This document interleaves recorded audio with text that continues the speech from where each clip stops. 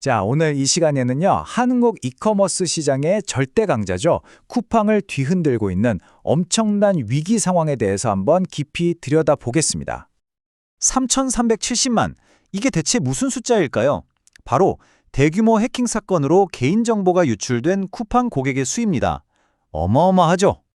이건요, 이전 SK텔레콤 기록을 훌쩍 뛰어넘는 대한민국 역사상 최대 규모의 개인정보 유출 사건입니다. 말 그대로 이커머스 시장의 왕이 전례 없는 위기에 빠진 거죠. 자, 그럼 지금부터 한번 자세히 파헤쳐 보겠습니다. 아니, 근데 어떻게 단순한 기술적인 문제가 이렇게까지 소비자 신뢰가 무너지는 그런 위기 상황으로 번지게 된 걸까요? 물론 유출된 정보의 규모 자체도 정말 엄청났죠. 하지만 진짜 문제는 사실 그 다음에 터졌습니다. 쿠팡이 이 사실을 알고도 무려 열흘 둘 12일이 지나서야 고객들한테 알린 거예요. 아니, 이 골든타임을 완전히 놓쳐버린 늦장 대응에 사람들 분노가 폭발한 거죠. 근데 여기서 끝이 아닙니다. 설상가상으로 사과문 올린다는 그 공지에 광고가 같이 뜨는 진짜 어처구니 없는 상황까지 벌어졌어요. 이러니 위기관리 능력에 대한 의심이 생길 수밖에요. 자, 이렇게 신뢰를 잃은 소비자들이 에이, 나 이제 안 써! 하고 떠나려고 할 때 뭘 마주했냐면요. 바로 이 화면입니다. 화가 난 사용자들이 털퇴하려고 하니까 무슨 미로 찾기처럼 복잡하고 끈질긴 6단계가 딱 가로막고 있는 거예요. 이건 누가 봐도 떠나지 못하게 막으려는 의도적인 설계잖아요? 이른바 다크 패턴이라고 불리면서 엄청난 비판을 받았고 소비자들의 실망감은 정말 극에 달했습니다. 결과는요, 정말 즉각적이고 또 신박했습니다. 개인정보 유출 사실이 알려지고 딱 3일 만에 무려 180만 명에 가까운 회원이 쿠팡을 떠났습니다. 일간 활성 이용자 수도 뚝 떨어졌고요. 한 번 무너진 신뢰라는 두갑에서 사용자들이 정말 썰물처럼 빠져나간 겁니다. 자, 이렇게 쿠팡이 흔들리는 틈을 경쟁사들이 가만히 보고만 있었을까요? 절대 아니죠.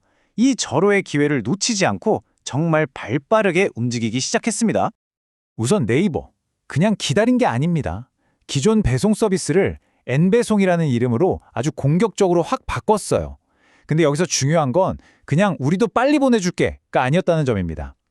배송이 늦어지면 포인트를 보상해준다. 이걸 내세우면서 책임과 신뢰라는 쿠팡에게 가장 아픈 부분을 정확히 찌른 거죠. 그리고 바로 이 숫자, 이게 시장의 반응을 아주 정확하게 보여줍니다.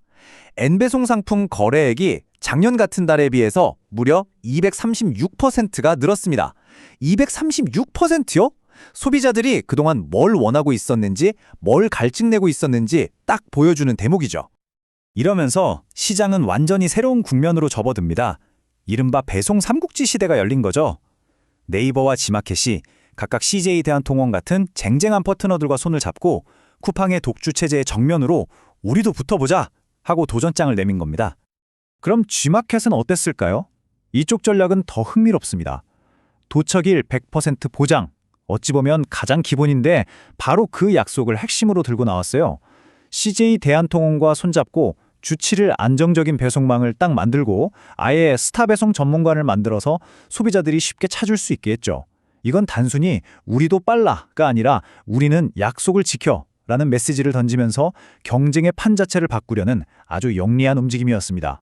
자, 이렇게 강력한 도전자들이 치고 올라오는데 그럼 이제 쿠팡의 시장은 정말 끝난 걸까요?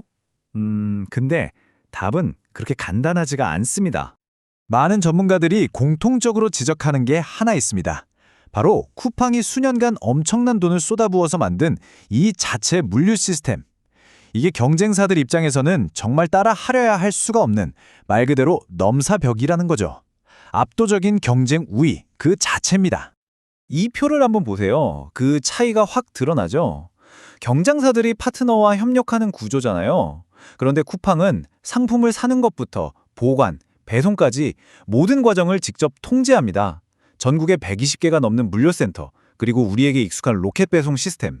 이게 그냥 시설이 아니고요. 수년간 쌓아 올린 쿠팡이라는 거대한 제국의 단단한 성벽인 셈입니다.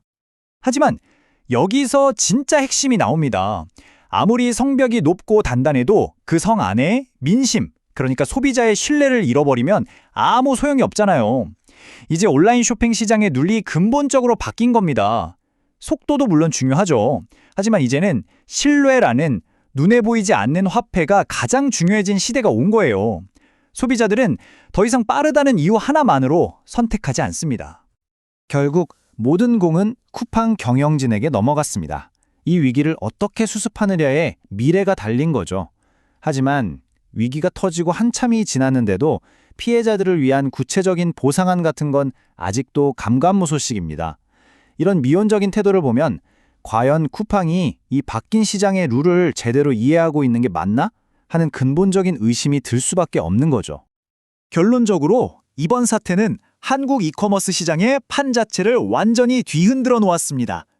그리고 이제 우리 모두에게 질문을 던지고 있는 거죠. 여러분은 무엇을 선택하시겠습니까? 눈앞의 압도적인 속도와 편리함인가요?